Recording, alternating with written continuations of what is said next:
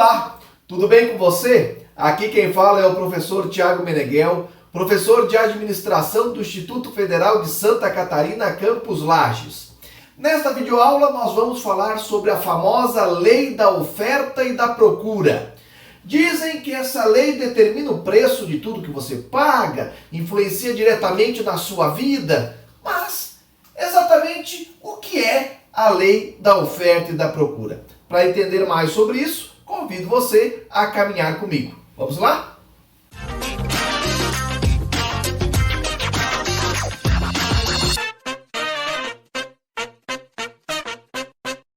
Para poder entender o que é a lei da oferta e da procura, nós vamos primeiro entender o que é procura e o que é oferta. Começamos com o que é procura, ou também o que é demanda, né? Como a gente mais se refere aí quando estamos tratando de economia. A demanda são desejos por produtos específicos, apoiados por uma possibilidade de pagar. Então veja só, qual é a demanda que nós temos por essa bela Ferrari, né? Aqui na cidade de Lages, em Santa Catarina, da onde eu estou falando? É zero, ou próxima de zero. Isso quer dizer que ninguém gostaria de ter uma Ferrari? Ninguém tem interesse por uma Ferrari? Não, as pessoas têm interesse pela Ferrari, só que elas não têm condição de pagar, então não constituem demanda aí por Ferrari. De um outro modo, nós poderíamos falar aí de jiló, cebolinha verde, coisas muito baratas. Se apenas fosse importante a condição de pagar, a demanda por esses itens seria enorme, mas não é. Por quê? Porque apesar de serem baratos, as pessoas não têm desejo específico por aquele produto. Então, para que eu tenha demanda, para que eu tenha procura por um determinado produto, eu preciso de pessoas que têm desejo por esse produto e condições de pagar. O termo desejo aqui tem relação com uma outra videoaula que nós já falamos sobre o que é necessidade, o que é desejo. Necessidade não é apenas necessidades básicas, desejo não é apenas aquilo que é supérfluo, tá? Mas sobre isso, se você tem interesse, aí tem que procurar aí no canal outra videoaula falando sobre necessidade e desejo. Então, reforçando esse conceito de demanda, nós podemos dizer que a demanda é a relação entre o preço e o total de produtos que os consumidores estão dispostos a adquirir num determinado período de tempo. Então, a demanda por maçã. Qual é a demanda por maçã numa determinada cidade, num determinado estado, num determinado país? Bom, a demanda por maçã é a quantidade de maçãs, de produtos, que as pessoas estão dispostas a pagar se a maçã estiver custando um determinado valor. Então, a demanda por maçãs a R$2 é uma, a demanda por maçã a R$5 o quilo é outra, a demanda por maçã, se a maçã estiver R$20 o quilo, é outra demanda. Por quê? Porque a quantidade de produtos que as pessoas querem comprar, tendo aí por base o preço, né, desse produto. Isso cria, então, aquilo que a gente chama de lei da demanda. Nós estamos falando aqui a videoaula é sobre a lei da oferta e da procura, a lei da oferta e da demanda. Ela é composta por duas leis principais, a lei da demanda e a lei da oferta. E ela é representada por esse gráfico, a lei da demanda, que a gente chama da curva da demanda. Então, perceba esse gráfico. Se nós temos um determinado produto, ok, que tem um preço de R$8, por exemplo, nós temos apenas demanda por 2 produtos. Vamos imaginar que aqui nós estamos falando de canetas, por exemplo. Se eu disser para vocês, quem é que quer comprar canetas? Eu estou vendendo aí para vocês essas canetas. Eu estou cobrando R$ 8 por essa caneta. Provavelmente uma única pessoa vai querer 2 canetas, ou 2 pessoas, cada uma vai querer uma caneta. A R$ 8 eu vendo apenas 2 canetas. Agora, se o preço for R$ 5, eu pergunto a vocês, quantos de vocês desejam comprar essa caneta a R$ 5? E aí é provável que eu consiga vender 4 canetas. E se o preço baixar para R$ 3, aí eu vendo 7 canetas. E se o preço baixar para R$ 2, eu vendo 10 canetas. Então, essa é a curva da demanda, a lei da demanda. Qual é a lei da demanda? Quanto mais o preço sobe, menor é a demanda por um determinado produto. Quanto mais o preço cai, maior é a demanda por esse determinado produto. É evidente que essa demanda ela pode sofrer algumas alterações. Então esse gráfico, né, ele pode se deslocar aí para a direita ou para a esquerda. Por que esse gráfico se alteraria? Vamos supor aqui nesse exemplo, o preço se mantém. O preço aqui é R$ 5. Só que em vez de eu vender 4 canetas a R$ 5, eu passo a vender 8 canetas a R$ 5. Por que houve esse deslocamento aqui da curva? Aí existem vários motivos. Eu posso ter, por exemplo, um aumento da renda das pessoas, né? Então, a minha caneta eu continuo cobrando R$ 5, mas agora as pessoas ganhavam um salário mínimo, que era R$ 1.000, agora passaram a receber um salário mínimo de R$ 1.500, sobrou mais dinheiro, mesmo a caneta se mantendo a R$ 5, as pessoas compram mais caneta. Ou nós tivemos aí a diminuição ou aumento de preços de bens substitutos. Então, quem não comprava caneta, comprava lápis. O lápis é um bem substituto da caneta. Só que, o que aconteceu? O preço do lápis aumentou muito. O preço da caneta se manteve. Nós estamos falando aqui da demanda por caneta. Mas, como o preço da caneta se manteve a R$ 5, as pessoas passaram a comprar mais caneta, uma vez que o preço do lápis subiu muito. Nesse exemplo aí que nós estamos colocando na tela, esse arroz, né? Imagine que nós temos algo que é substituto ao arroz. Por exemplo, o macarrão. Então, o preço do arroz se manteve. Só que o preço do macarrão caiu muito. Tem pessoas que deixam de comprar o arroz, mesmo ele mantendo o preço, e passam a comprar macarrão. Logo, a demanda por arroz diminui. O contrário, o preço do macarrão sobe muito.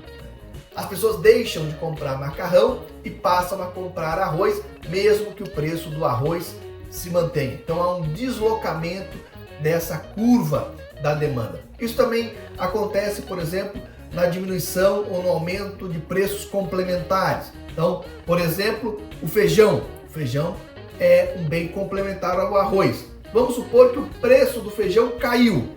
O preço caiu, a demanda aumenta.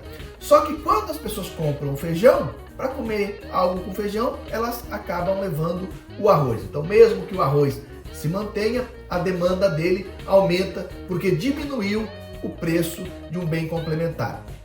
Da mesma forma, se o preço do feijão aumentar muito, talvez pessoas deixem de comprar arroz e passem a comprar macarrão, porque já que não vai ter o feijão para comer com arroz, então ela leva o macarrão. Então, isso são outras variáveis que acabam por impactar na demanda, além aí da relação direta do preço.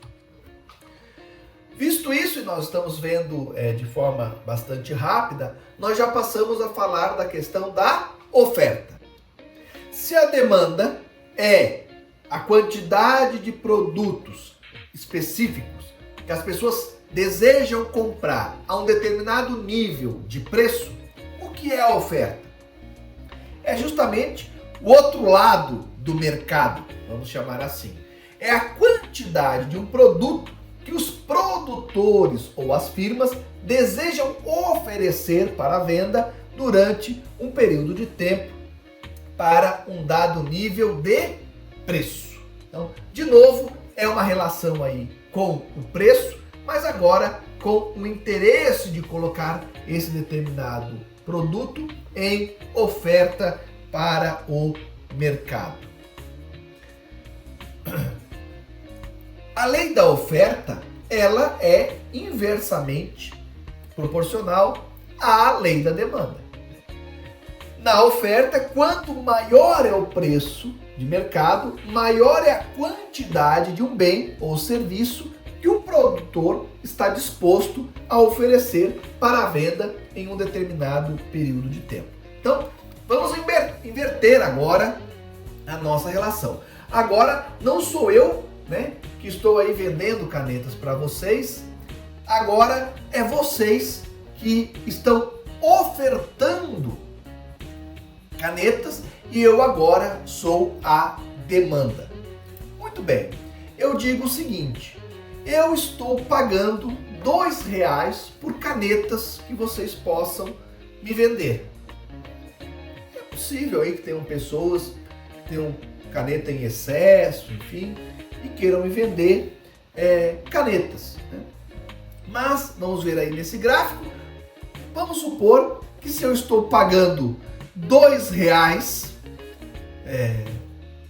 por caneta, apenas eu consiga comprar 5 canetas. Apenas 5 pessoas queiram me vender uma caneta, ou uma pessoa queira me vender 2, outra 2 e outra 1, mas enfim, eu só consigo 5 canetas a R$2. Se eu disser para vocês, não, mas eu pago 3, aí eu já consigo 7. Eu pago 5, aí eu já consigo 8. Eu pago R$8 por qualquer caneta que vocês tenham. É capaz que eu consiga 9. E se eu disser o seguinte, pessoal, eu pago R$50 por qualquer caneta que vocês possam me entregar. É possível, que eu tenha aqui uma explosão, da quantidade de oferta, porque vocês vão buscar aí todas as canetas que vocês têm para me vender canetas a R$50. Então, quanto maior é o preço de mercado, maior é a quantidade de um bem ou serviço que o produtor está disposto a oferecer para a venda por um determinado intervalo de tempo. Bom, nós estamos aqui na tela com o pinhão. O pinhão é um produto bastante típico aqui da região de Lages, na Serra Catarinense.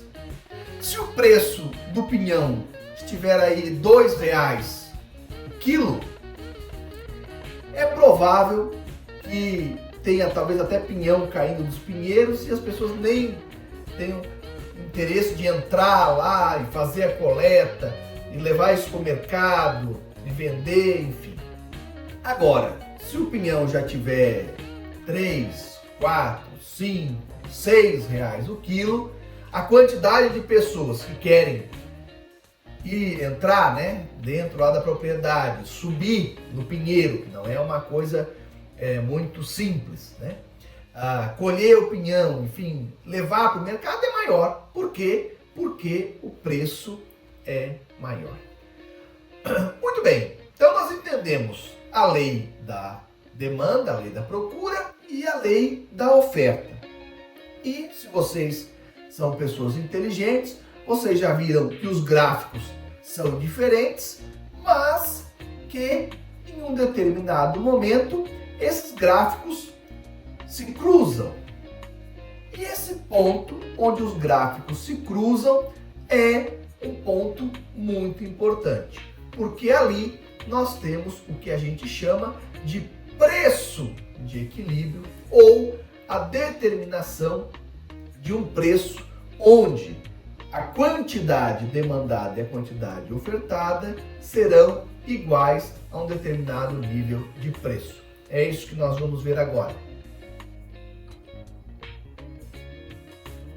Então, como nós vimos até aqui, esta linha vermelha é a curva da demanda, a curva da procura, enquanto essa linha azul é a curva da oferta. Então perceba, se o valor for R$12, 3.000 itens são demandados. Agora, se o valor for R$3, 9.000 itens são demandados, são procurados. Agora, por R$3, 9.000 pessoas querem comprar, mas só 3.000 querem vender. Se o preço for 12, aí as pessoas acham muito caro, só 3.000 vão ser demandados, mas por 12 todo mundo quer vender, 9.000 mais ou menos, né? Vai ser aí ofertado ao mercado. Só que aqui nós temos então um excesso de oferta, enquanto aqui nós temos um excesso de demanda. O que é o ponto de equilíbrio? O ponto de equilíbrio é justamente esse lugar, por exemplo, R$6, esse seria o preço de equilíbrio, onde 6.000 unidades são demandadas, as pessoas querem 6.000 unidades e também 6.000 unidades são ofertadas nesse mercado. Então, é o preço onde a quantidade ofertada e demandada é igual. Vamos pensar aqui numa bolsa de valores. Mercado de ações, mercado financeiro. Antigamente, eu ainda tive a oportunidade de visitar um pregão ao vivo, um pregão presencial da BMF em São Paulo, onde as pessoas ficavam lá gritando, comprando, vendendo a determinado nível de preço, enfim, de uma determinada ação, ou da venda de bens futuros, Hoje em dia isso tudo é online, é eletrônico, mas a lógica é a mesma. Por que em determinado momento a ação sobe, em determinada ação desce, o valor fica subindo e descendo das ações, enfim. Os motivos, aí nós poderíamos entrar em cada uma das ações. Essa ação está subindo porque a empresa diz que vai fazer investimentos, as pessoas acham que ela vai dar lucro.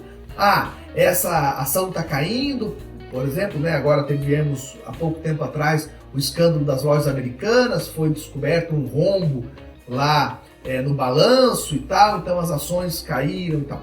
Ok, isso são os motivos que levam aí a um aumento ou uma diminuição do interesse, da demanda, da procura por aquela ação.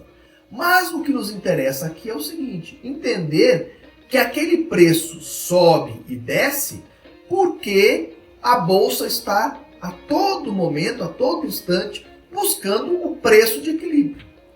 Então, se o preço de uma determinada ação começa a subir, em teoria, a quantidade de pessoas que querem vender aquela ação começa a aumentar e a quantidade de pessoas que querem comprar começa a diminuir. Se tiver poucas pessoas querendo comprar e muita gente querendo vender, o preço começa a cair.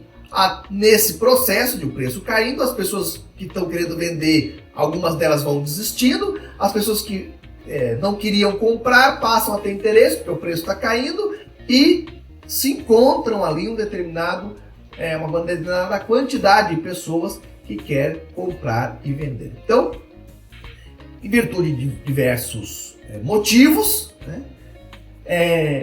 a oferta e a demanda se alteram e então a bolsa fica tentando encontrar esse preço de equilíbrio, que é justamente essa quantidade, esse preço onde a quantidade de oferta e de demanda vai ser igual.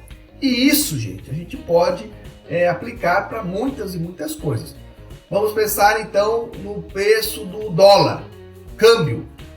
Por que o dólar sobe, por que o dólar baixa? Aí pode ter várias questões políticas internacionais, uma série de questões. Mas, se o preço do dólar está subindo, nós sabemos que existem muitas pessoas procurando, querendo comprar dólar e poucas pessoas querendo vender. Aí o preço sobe. Se, de forma contrária, o preço do dólar está caindo, isso quer dizer que as pessoas estão querendo vender dólar e a quantidade de demanda por dólar está menor do que a oferta. Isso leva a o preço cair. Por que a oferta está grande? Por que a demanda? Aí são outras questões. Mas a lógica, né, do preço de equilíbrio, a lógica da lei da oferta e da demanda, que é isso que nós estamos estudando aqui, é a mesma, ok? Então, reforçando aí essa ideia, o preço de equilíbrio de mercado é atingido quando a quantidade de produtos demandados é igual à quantidade de produtos ofertados, ok? Mas vamos parar aqui um pouquinho para entender isso um pouco melhor.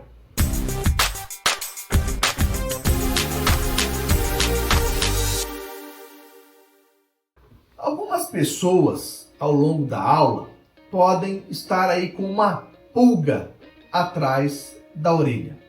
Elas podem estar dizendo assim: o professor está dando alguns exemplos do dólar, das ações, né, do arroz. Mas pensando bem, será que tudo realmente é impactado por essa lei da oferta e da demanda? Uma roupa de marca, por exemplo, roupas, né, uma bolsa da Louis Vuitton, um carro, por exemplo, né? Será que se eu tenho uma quantidade maior de carros, o preço vai cair? Será que é só assim que as coisas funcionam? Bom, então agora nós temos que dizer o seguinte: a lei da oferta e da procura, ela praticamente atinge todos os mercados, ok? Então, se há realmente um excesso de carros, de veículos novos, enfim, as montadoras tendem a diminuir o preço para tentar aumentar a demanda. Mas não é tão simples como no caso das commodities. Soja, arroz, milho, né, produtos agrícolas de forma geral, enfim. Nesse caso, né, das commodities, o quilo do boi gordo, por exemplo, nesses casos, realmente é a lei da oferta e da procura que determina o preço. Se não tiver a intervenção do governo, entre outras coisas. Agora, em produtos de marca, isso realmente tem outras questões que são levadas em consideração. Então, nós teríamos aí questões, por exemplo, de segmentação, de posicionamento de mercado, enfim, que vão definir o preço de um determinado produto. Então, é isso que nós vamos olhar agora aqui nos slides.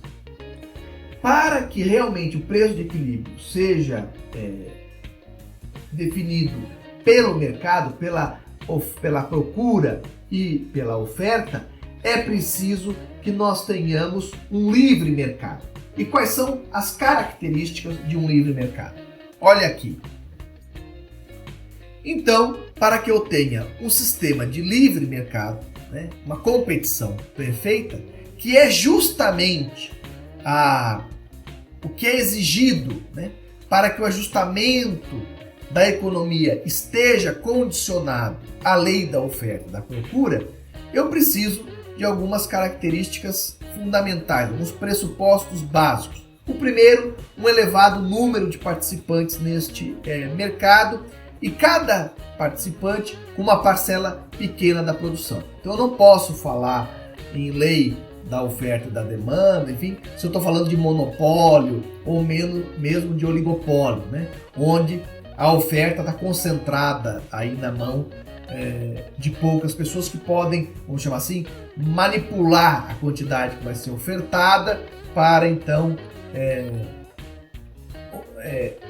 exigir, né, ou fazer com que o preço aumente e diminua.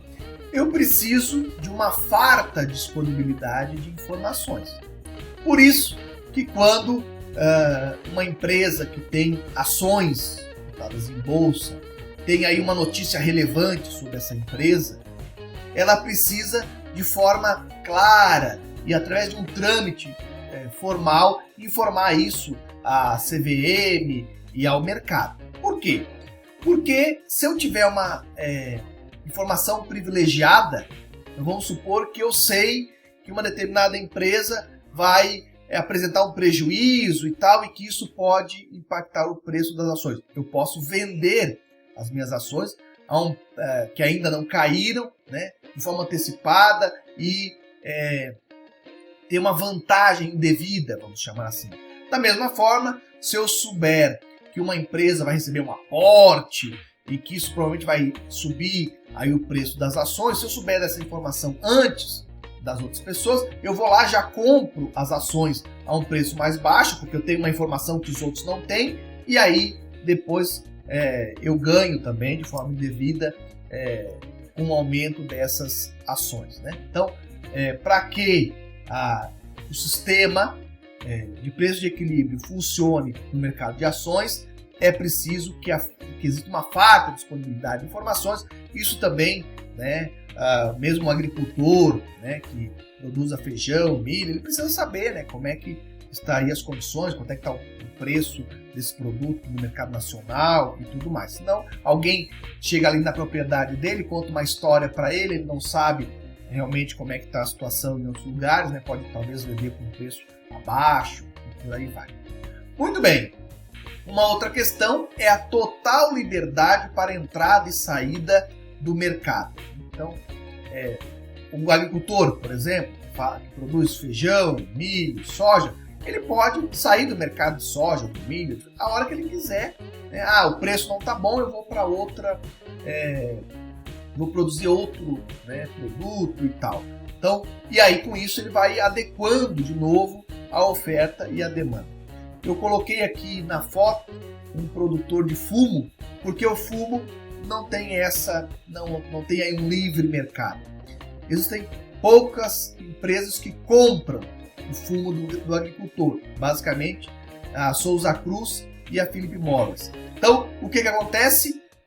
Como a demanda está na mão de apenas duas empresas, né? Os agricultores têm várias dificuldades aí para entrar nesse mercado, porque primeiro tem que ter um cadastro dessas empresas, comprar já a semente, os insumos tudo delas e tal. Depois para sair também é complicado, porque muitos acabam se endividando com essas empresas, e enfim. Então aí um exemplo de um mercado que não tem total liberdade. E pressuposto também muito importante é a homogeneidade dos produtos. Então, basicamente, como eu já falei, essas regras da lei da oferta e da demanda funcionam de forma, vou chamar assim, mais eficientes ou mais livres, né? Quando nós estamos falando de produtos sem marca, commodities. Na foto aqui nós temos a soja. Soja é soja. Um agricultor de soja coloca lá 3, 4, 5 caminhões numa cooperativa, nos silos lá da cooperativa. Quando ele volta lá para buscar esses 3, 4 caminhões de soja, enche com a soja que está lá no silo e vem embora, né? Ele não vai exatamente querer a soja que ele produziu, que ele colocou naquele silo. Não. Né? Se ele tem lá direito a 4 caminhões de soja, ele vai pegar 4 caminhões de soja, independente se foi ele que produziu ou não. Agora, é diferente, por exemplo, de uma indústria, né? De uma máquina, de um carro. Imagina que a Volkswagen pediu para um determinado depósito guardar 50 carros. Quando vai lá buscar, não, pega aqui qualquer carro, 50 carros da GM ou da Fiat. Não. Aí, nesse caso, ela quer os 50 carros que ela mandou guardar, porque não é soja, não é milho, não é feijão, não é commodity, é um produto de marca. Da mesma forma, nós temos ali na outra foto um pintor chamado Afremov. Esse pintor, né, bielorrusso, morou nos Estados Unidos, no México, enfim, mas ele tem uma pintura bastante diferente, né? E aí, se a gente disser o seguinte, será que se as pessoas começarem a pintar mais quadros aqui em Lages, ou no Brasil, ou no mundo, os preços do quadro do Afremove vão cair, né? Porque vai ter mais oferta de quadro, então os preços da obra do Afremove vão cair. Não, né? Não é assim que funciona, porque aí cada quadro é um quadro, tem aí suas características, são produtos muito diferentes entre eles, então essa lei da oferta e da demanda já não funciona dessa forma. E como que se faz a precificação de produtos de marca, de produtos diferenciados, enfim? Aí já é conteúdo para uma próxima videoaula, que nós nem vamos tratar na disciplina de economia, mas é uma videoaula da disciplina de marketing, né, que trabalha aí questões de mercado, segmentação, posicionamento, precificação. Então, quem quiser saber um pouquinho mais sobre como se trabalha as questões de precificação de produtos de marca, pode procurar uma videoaula aqui no canal sobre isso. Mas, sobre a lei da oferta e da procura, era isso. Desde já agradeço a audiência de vocês a essa videoaula e já fico aguardando vocês em uma próxima videoaula. Até lá, um grande abraço e tchau, tchau!